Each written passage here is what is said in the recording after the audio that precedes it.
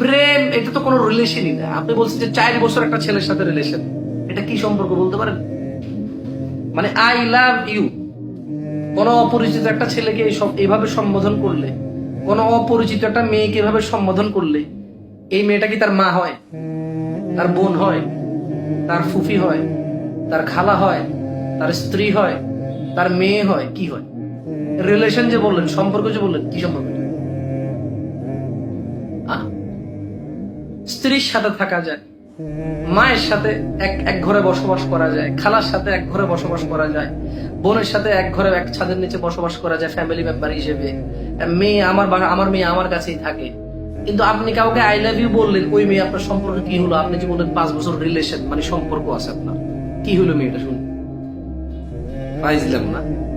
আল্লাহ বলে যে লা তাকরাবুজ জিনা, তুই এর কাছেই যাইস না। আপনি বলেন যে সম্পর্ক। আল্লাহ যেটাকে হারাম বলেছে আপনি ওটাকে সম্পর্ক বলেন, মানে কি? বিবেক এতটুকু কাজ করে না? আমি না হয় মোল্লা মুন্সির মতো দেখতে, মাথায় মগজ কম, মাথা কম কাজ করে, দিন দুনিয়া তেমন বুঝি না। আপনি না হয় ইঞ্জিনিয়ার, ডাক্তার, সায়েন্টিস্ট মানুষ, সভ্যতা আপনাকে চারদিকে ঘিরে আছে। সভ্যতা মানি তো আপনি। আপনি কেন এটা বুঝেন না? আপনি কেন এটা বুঝেন? 3 বছর প্রেম করেছেন, কোন ধর্মের প্রয়োজন হয় নাই। কেন? ছেলেও রাজি, আপনিও রাজি। এখন আর আল্লাহ লাগবে না, এখন আর হারাম হালাল লাগবে না। আপনার সাথে সে কোথাও গিয়ে রাত কাটাইছে, তারপর এখন অন্য কোনো মেয়েকে বিয়ে করছে, ওই ছেলের কি গুনাহ হবে না?